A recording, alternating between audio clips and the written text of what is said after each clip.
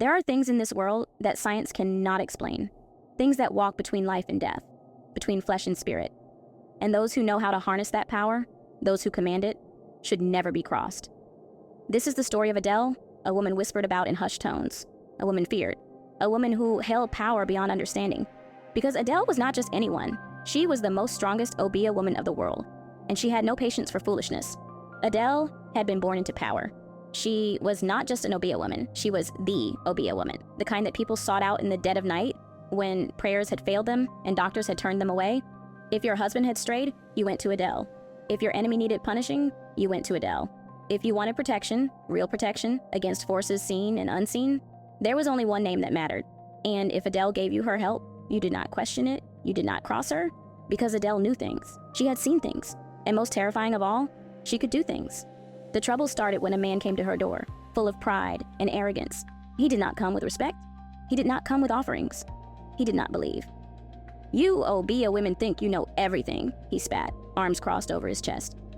"People say you strong, but I don't believe in all this foolishness." Adele looked at him long and slow. He was big, yes, strong in body, but weak where it counted. His mind was small, his spirit fragile. She smiled, not kindly. "So, you don't believe in foolishness?" she asked. "Good, because I don't deal in foolishness." She held up her hand, and the wind shifted. Not a natural wind. Not the kind that moves through trees. This was a dead wind. The kind that carries voices. The kind that whispers secrets to the dead. The man stilled, his breath caught in his throat. Because now, he was hearing the voices too. Adele did not raise her voice. She did not need to. The air was thick now, heavy, charged with something unseen. "Since you don't believe, you shouldn't be afraid," she said. The man laughed, though his voice shook. "You can't scare me with your tricks, old woman." Adele simply looked at him. "Then stay," she said. She turned her back on him. And the moment she did, the room shifted. The walls stretched as if they were breathing. The air hummed with something ancient. And then the whispers turned into screams. Not human screams. Not from this world. The shadows in the corners of the room moved. The man tried to step back, but his feet would not obey him.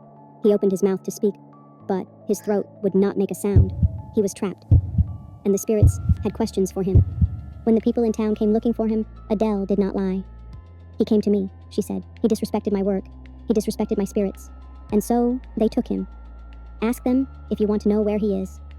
But no one dared to ask, because there were rules in this world, rules that even death must obey. And Adele, she was the one who enforced them. People stopped questioning her after that. They no longer whispered about whether her power was real, because they knew. Adele was not to be played with. She was not to be disrespected. She was the most strongest Obeah woman of the world. And the spirits, they answered only to her.